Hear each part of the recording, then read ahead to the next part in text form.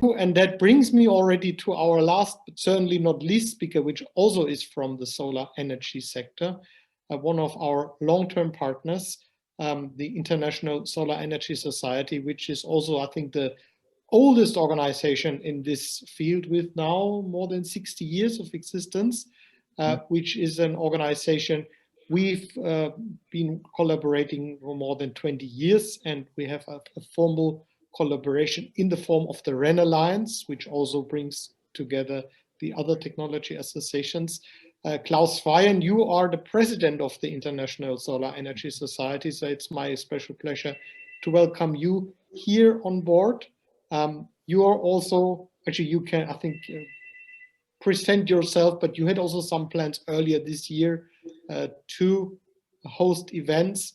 We are very pleased to also have you on board in the November event. And now I'd like to hand over to you to share with us your views on the prospects, also from a research and development perspective. Klaus. Yeah, thank you, Stefan, for the kind introduction. I try to share my screen. Now it's coming, yes. I guess, do you see some of my slides? Yes. Oh, that's perfect. Yeah, thank you for the kind introduction. Yeah, the International Solar Energy Society is has 15,000 members worldwide and is closer to a scientific association with members from industry, which is quite complementary to the WWEA, where it might be more or less opposite.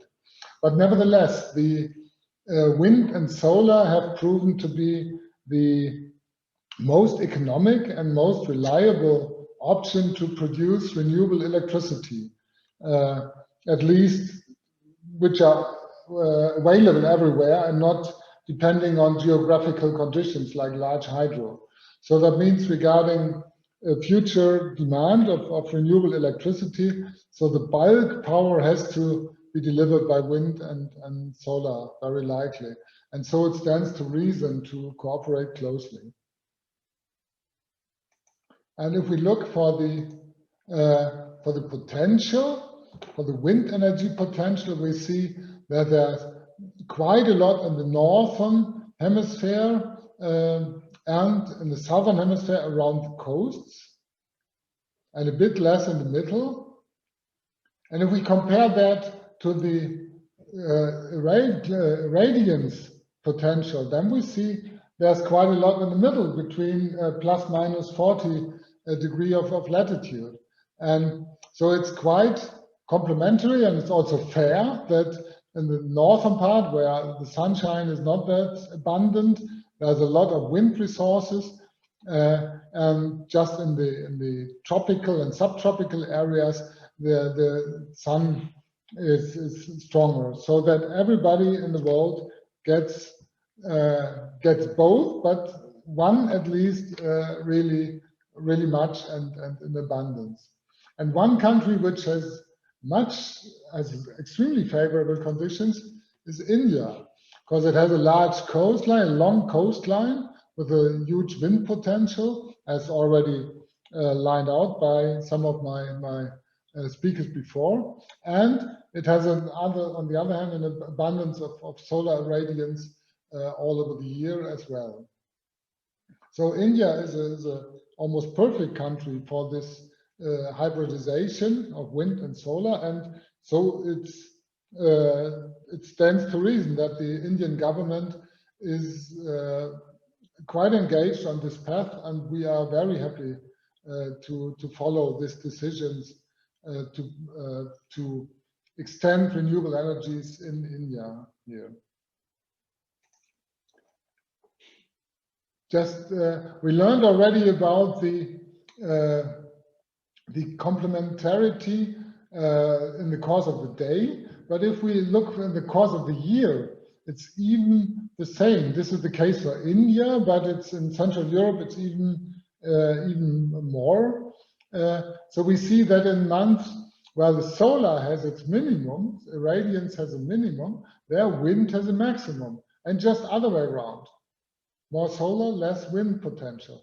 And so the combination is quite complementary and helps to deliver electricity about all seasons. And we can enhance the grid stability and reliability. Of course, we have fluctuating renewables, but if they are independently fluctuating, then it's much easier to handle. We can also use our transmission infrastructure twice, which decreases the cost. And this is especially the case for storages, because different electrical storage technologies could be used with both technologies, and this makes it more efficient and also more cost competitive. But nevertheless, there is some research has still to be done. For example, the combination of common storages, so charging and discharging strategies, taking into account weather forecasts and production forecasts for both renewable technologies. All in all, the design and operation of the electrical grids with this high variations of power production. And we have the sector coupling could be made even more efficient if we apply different renewables. And for island networks, as we saw already by the contribution of ISA, for island networks, it is a almost perfect solution, but there are specific boundary conditions because there is no large grid which could stabilize the island network. So we have to apply specific control measures here in such networks to keep them stable. Another point is the economic optimization of the combination of wind and solar. This depends always on the local situation, as we saw already. There are quite different approaches. It depends on the resources, but also on the demand. But nevertheless, this has to be done.